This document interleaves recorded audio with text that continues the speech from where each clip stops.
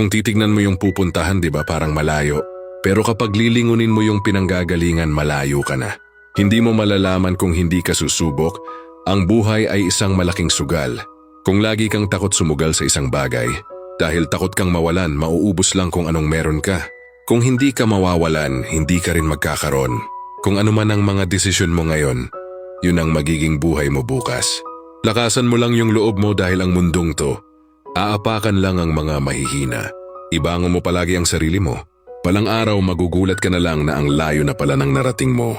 Kahit mabagal ang progress, basta may usad at kumikilos ka, okay na yan. Wala tayong magagawa, ganyan talaga ang proseso ng buhay. Lahat tayo nakakaranas ng hirap. Hindi natin alam kung hanggang kailan tayo dito sa mundo. Kaya mas piliin mo maging mabuting tao.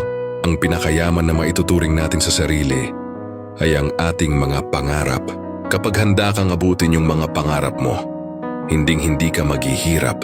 Kung lagi kang may pinagdaanan sa buhay or pagsubok, pruweba lang yan na isa kang magiting na sundalo. Sa mga pagsubok, diyan ka aangat, diyan ka babaguhin.